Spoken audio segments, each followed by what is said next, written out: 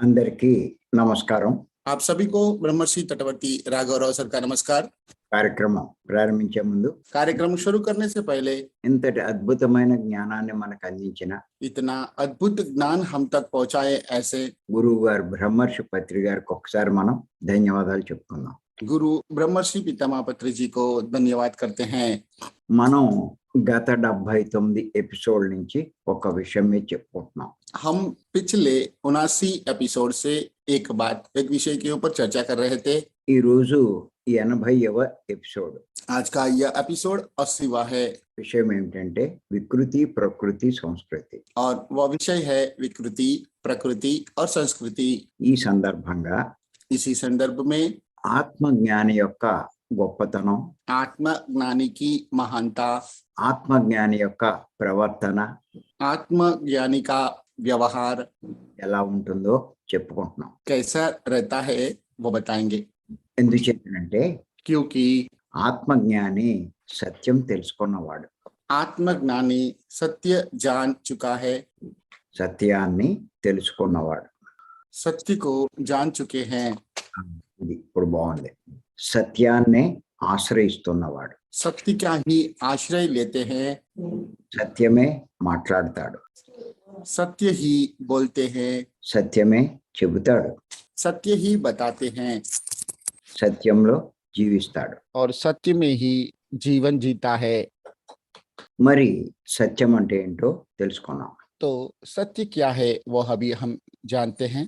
సత్యము శాశ్వతమైనదని, सत्य शाश्वत है ऐसा मानकर ఎల్లప్పుడూ ఉండేదని, हमेशा रहता है, యుగాలు మారినా మారనిదని తెలుసుకున్నాం. युगों के परिवर्तन होने पर भी इनमें बदलाव नहीं आता है, यह हम जान चुके हैं।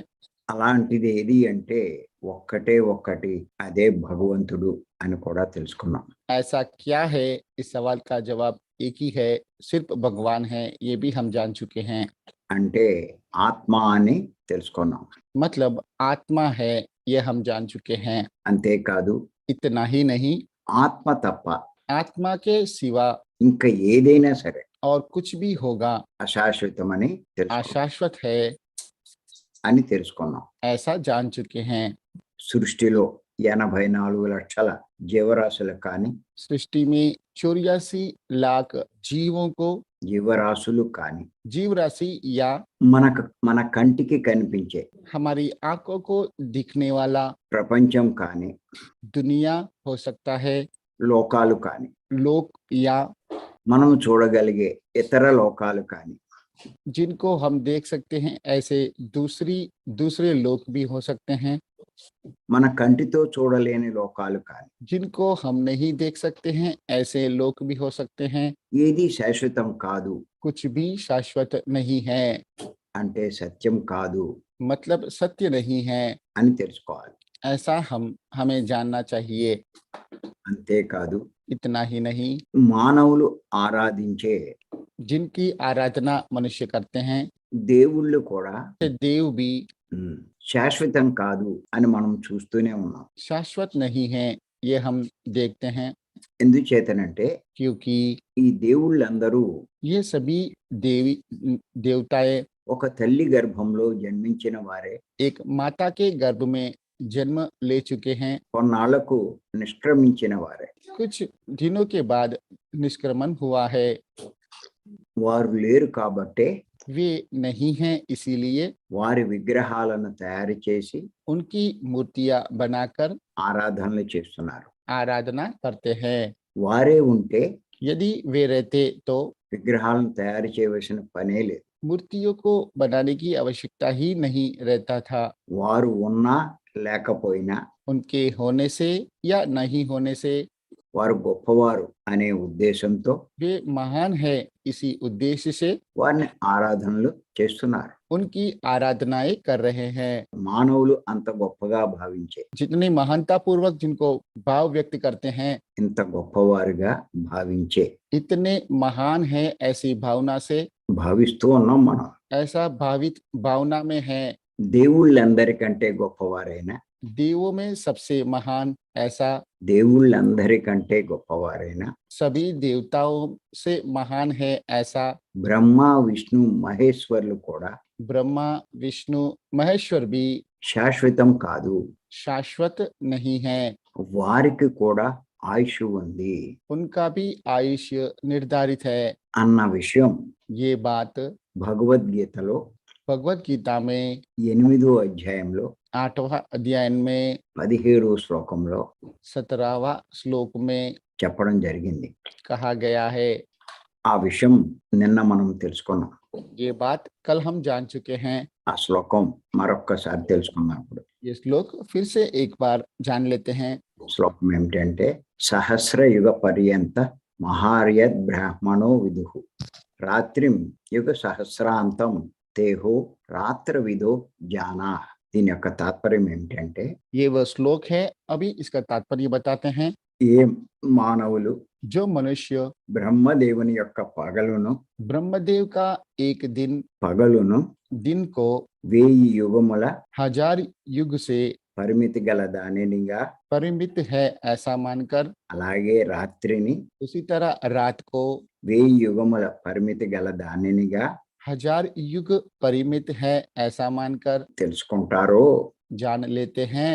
అలాంటి వారు वैसे लोग రాత్రింబగళ్ళ యొక్క रात और दिन के తత్వాన్ని रात और दिन का तत्व को బాగా बहुत తెలుసుకున్నవారు అవుతారు जान चुके हैं ऐसा मान सकते हैं। అని ఆ శ్లోకం. ये वो श्लोक है।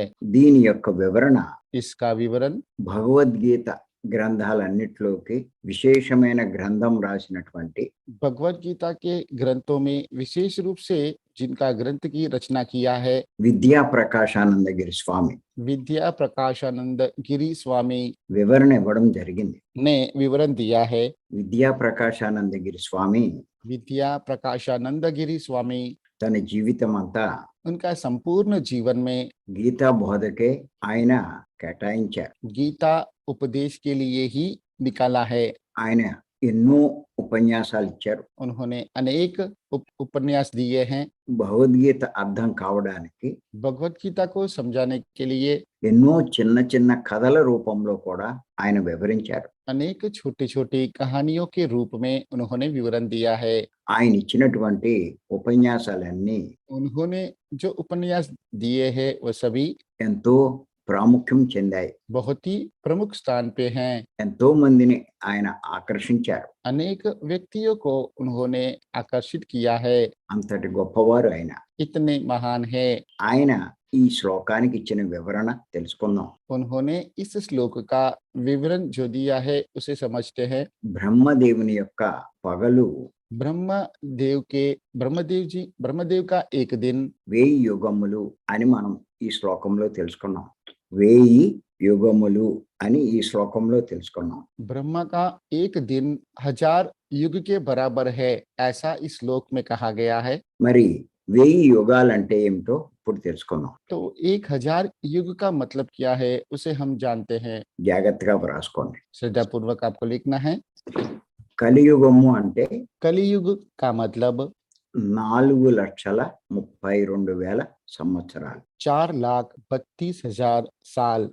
ద్వాపర యుగం द्वापर युग ఇది కలియుగానికి 2 రెట్లు. ये कलयुग से दुगना है, అంటే 8,64,000 సంవత్సరాలు. मतलब 8,64,000 साल। త్రేతాయుగం त्रेता युग ఇది కలియుగానికి 3 రెట్లు. ये कलयुग से 3 गुना है। రెట్లు गुना అంటే రెట్లే సార్. సరే, అంటే 12,96,000 సంవత్సరాలు. मतलब 12,96,000 साल। కృతయుగం అంటే సత్యయుగం. कृत युग मतलब सत्य युग। ఇది కలియుగానికి 4 రెట్లు. ये कलयुग से 4 गुना है, అంటే 17,28,000 సంవత్సరాలు. मतलब 17,28,000 साल। మొత్తం ఇవన్నీ కలిపితే 43,20,000 సంవత్సరాలు. इन सभी को जोड़ते हैं तो 43,43,28,000 సార్ 20,000 సంవత్సరాలు. 83,20,000 साल होते हैं. ఈ 43,20,000 సంవత్సరాల్ని ఒక మహాయుగము అంటారు. इन 43,20,000 साल का एक युग को महायुग कहते हैं. ఉహు. इन 43,20,000 सालों को एक महायुग ఆ, कहते हैं. అది అది అది కరెక్ట్ వర్డ్. ఇలాంటి 1000 మహాయుగాలు ऐसे 1,000 महायुग బ్రహ్మదేవునికి ఒక పగలు. ब्रह्मा देव के लिए एक दिन के बराबर है.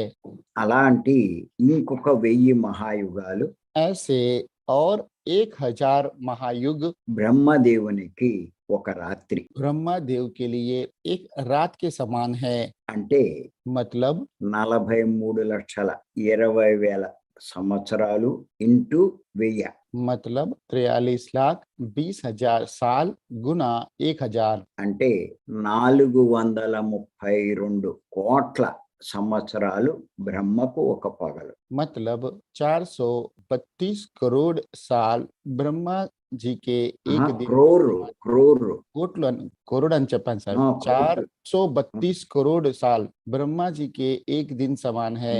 అలాగే ఇంకొక 432 కోట్లు वैसे ही సంవత్సరాలు బ్రహ్మకు ఒక రాత్రి. और 432 करोड़ साल ब्रह्मा जी के लिए रात समान है. అంటే 864 కోట్ల సంవత్సరాలు బ్రహ్మకు ఒక రోజు.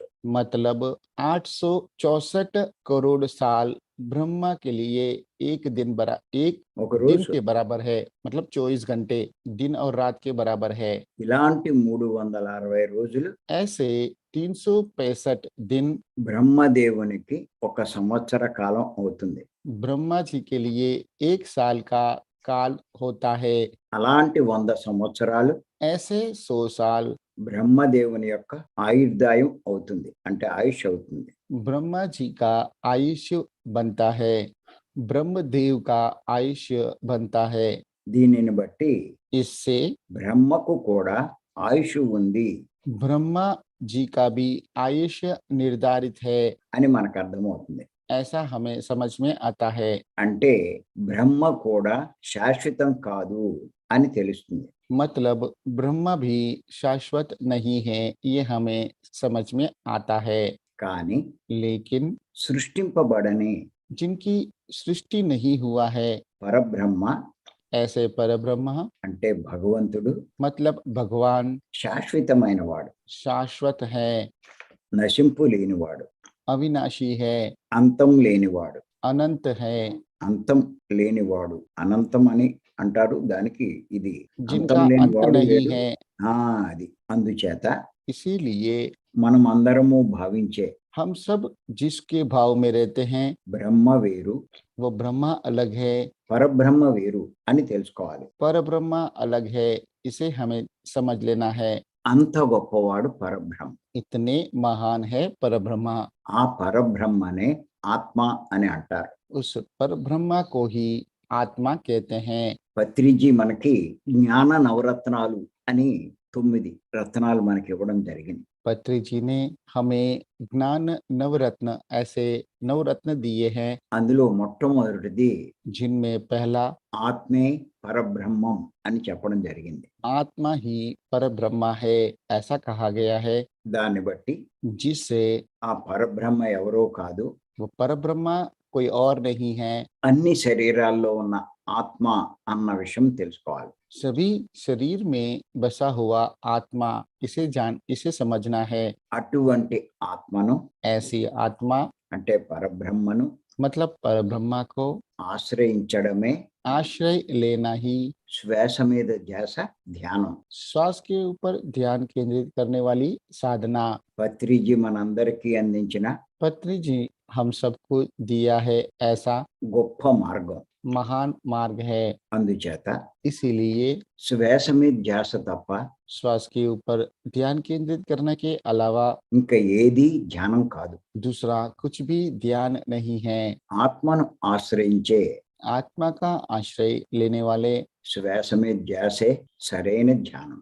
श्वास के ऊपर ध्यान केंद्रित करने वाली साधना ही सही साधना है, सही ध्यान है। ఈ ధ్యానం చేసిన వారే जो यह ध्यान करते हैं చాలా గొప్పవారు కాగలుగుతారు. वे ही महान व्यक्ति बन सकते हैं, వారే బ్రహ్మజ్ఞానులు అవుతారు. वे ही ब्रह्म ज्ञानी बन सकते हैं। మరి ఇంతటి గొప్ప మార్గాన్ని మనకు అందించిన तो इतने महान मार्ग हम तक पहुंचाए ऐसे పత్రి గారికి पत्री जी को మరొక్కసారి మనం ధన్యవాదాలు చెప్పుకుందాం. फिर से धन्यवाद करते हैं। Thank you. धन्यवाद। तो इस तरह से गुरु जी का हिंदी संदेश यहाँ पे समाप्त होता है। आज के सेशन के प्रति अभिप्राय व्यक्त करने के लिए कृपया हैंड रेज करेंगे। చూడు నిఖిల్ జీ. सुना सर। नमस्ते निखिल जी, अपने आप को अनम्यूट कीजिए। जी, परमिट कर दिया है। Yes, sir. आत्मवंदन तटवर्ती जी, इसमें एक चीज I just wanted to know one thing कि रात्रि के बराबर it is means you sum up the day and night, it is around 864 crore is equal to 1 day. One means year, 1 day. 1 day, day and night. Day Is 1 day. is sir, I will tell you, day is 43 lakhs 20,000 years Yes sir. and night is 43 lakhs 20,000 years. Yes sir. Total 864 lakhs years. Yes sir.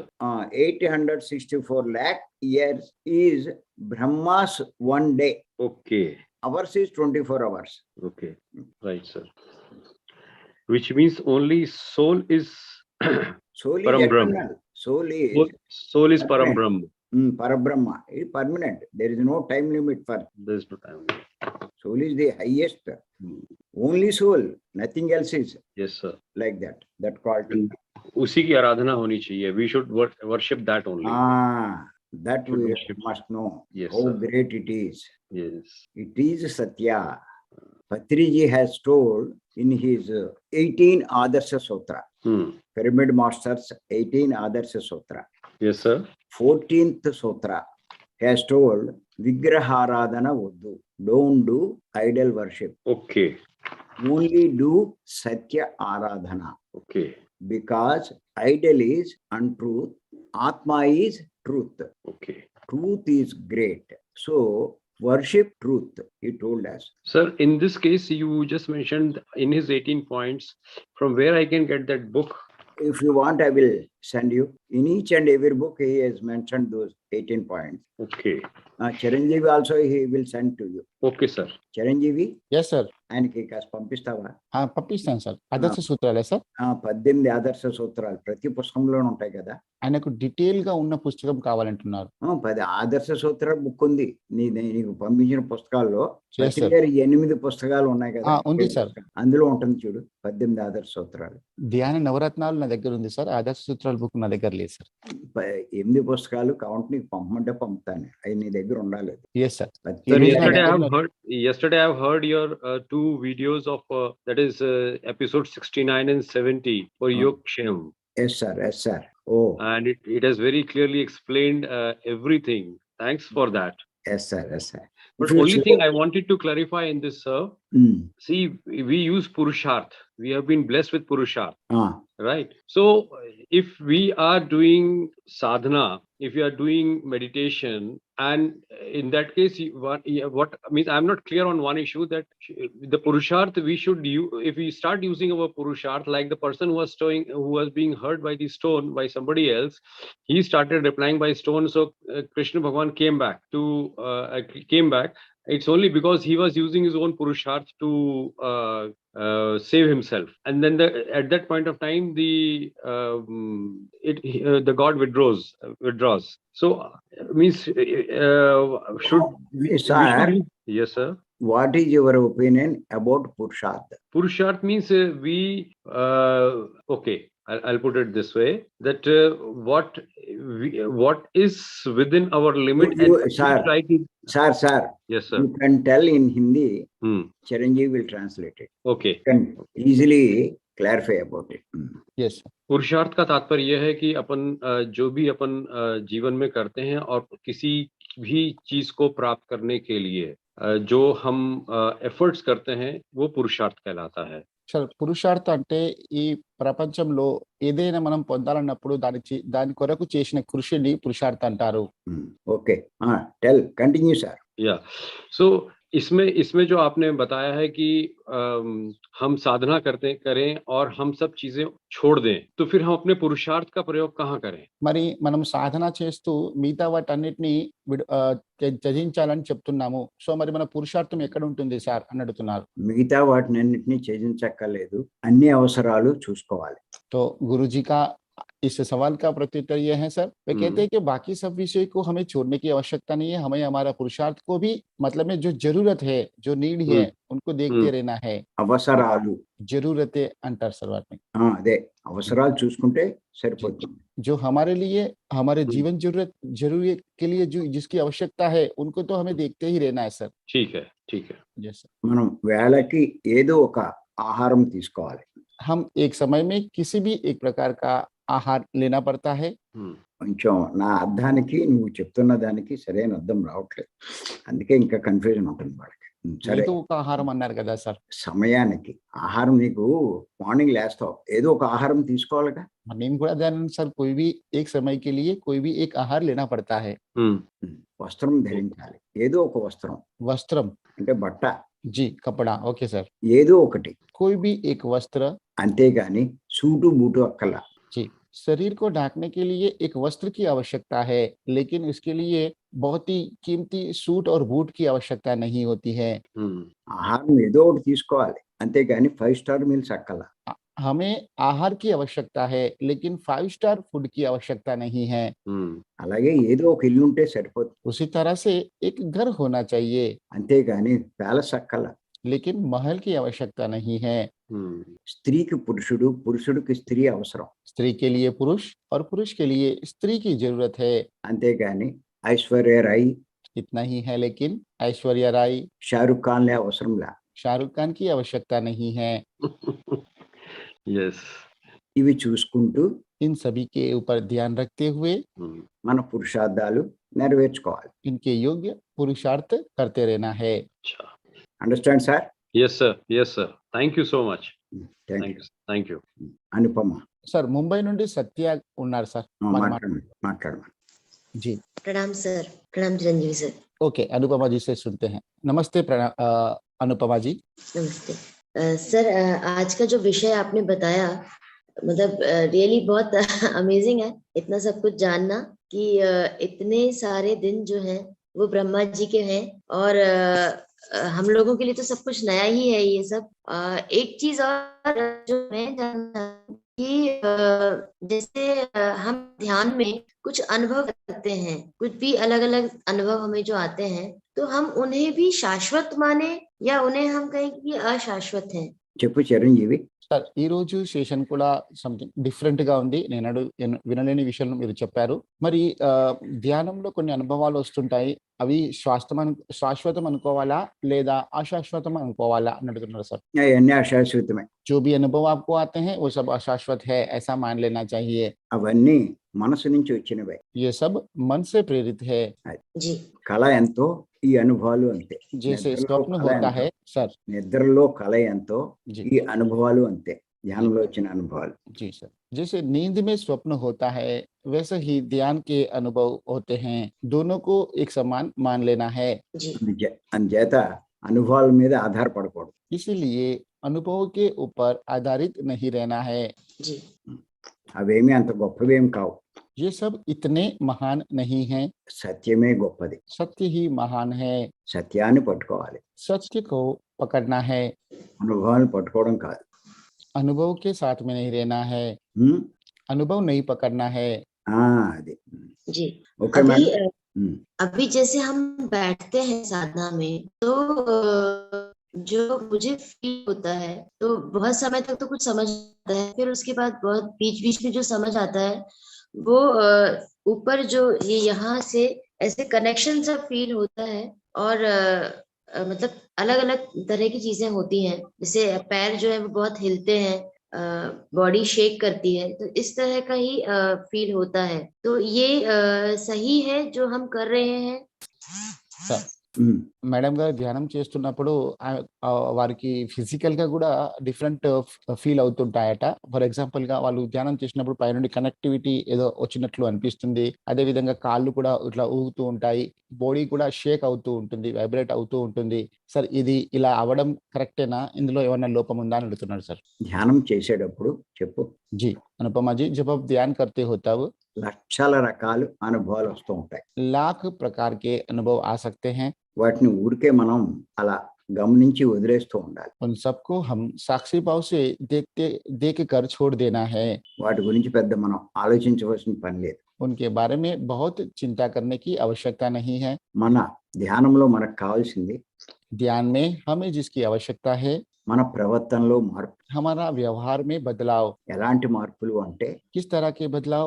మనలో మానవ లక్షణాలు పోయి हम में स्थित मानव लक्षण दूर होकर భగవంతుని లక్షణాలు వస్తూ ఉండాలి. भगवान के लक्षण आने चाहिए. అది చాలా ముఖ్యం. ये जरूरी है. మీలో చెడు పోయి आपकी अंदर स्थित बुराइयां दूर होकर మంచి మార్పు వస్తూ ఉండాలి. अच्छे व्यवहार, अच्छे बदलाव आना चाहिए. అవే ఇంతకు ముందు క్లాస్ లో మనం చెప్పుకున్నాం. यही इससे पहले के क्लास में भी हम बता चुके हैं. Thank you madam. Thank you sir, thank you very much. धन्यवाद अनुपमा जी. जी చూడమ్మా చిరంజీవి जी, सर राकेश आहूजा गारू उन्नारू. మాట్లాడమా. राकेश जी अपने आप को अनम्यूट कीजिए. राकेश जी यदि आपको मेरी आवाज सुनाई दे रहा है तो कृपया अपने आप को अनम्यूट करेंगे. ओके, शायद राकेश जी हमारी बात को नहीं सुन पा रहे हैं. ఇంకా సార్ ఇంతకు ముందు సత్య అని ముంబై నుండి ఉన్నారు, వాళ్ళు వెళ్ళిపోయారు సార్. సత్యారెడ్డి అని అన్నారులే. రెడ్డి కాదు సార్, ఆ పెట్టకపోవచ్చులే రెడ్డి అని అక్కడ ముంబై అని రాసుకున్నారు సార్. అవునమ్మా, ముంబై ఆవిడ. Okay sir. చూడు ఆయుష్. नमस्ते आयुष जी. सभी को नमस्कार. हम लोग sir, have you got any questions on this subject? No sir. You have cleared. Yes. You have got a good clarity. Yes. One point you say out of it, what you have understood and what you have. So the whole idea is whatever we perceive to be truth by our eyes, what we perceive through our senses is not shashwat. It's not eternal. Yes. It has a definite lifespan. Yes. So an Atmagyani knows that whatever has a definite lifespan will never be truth. Yes. Truth is infinite. Yes. So and truth is great. Yeah. So he worships truth. He believes in truth. He lives in his life in truth. He is Atmagyani. He is an Atmagyani. Yes, sir. Those who approaches mind is untruth, sir. Yes, sir. If you approach mind, it is untruth and it is not meditation. If you approach truth, that is Atma, that is meditation. Yes, sir. But all these masters, by guiding meditation, they are approaching mind. If you know the greatness of truth, you only approach Atma. You won't approach mind or body or anything. That if you understand it, you do only Anapanasati, nothing else. If you don't know the greatness of truth, you will approach this and that and everything. You are thinking that I am the body, I am the human being, I want money, I want this, I want that. Those people. But those who knows the importance of truth, definitely he will approach Atma. That means soul. That we have to understand. If you understand it, you are lucky, you are great. Definitely you are more than 350 incarnations. You are near to moksha, very near to moksha. In few incarnations, you will get moksha, definitely. We are in the final stage. Yes, sir. That is the greatness of this one. Yes, sir. Only few people are there to understand this. Out of them, we are some. We are lucky, sir. Yes, sir. Thank Very you. lucky, sir. Thank you, sir. Thank you, sir. Geetha madam ఉన్నారా? Sir Sindhu కాస్త కొత్త వాళ్ళు ఎవరన్నా join అయ్యారు చూడు. Sir आत्मवंदन sir. नमस्ते madam. आत्मवंदन चट्टवर्ती राघराव सर. नमस्ते. आज आप एक श्लोक के जरिए मैं पढ़ना चाहती हूँ. ओके. चैप्टर नंबर 8 और 17वां श्लोक मैं पढ़ूं सर.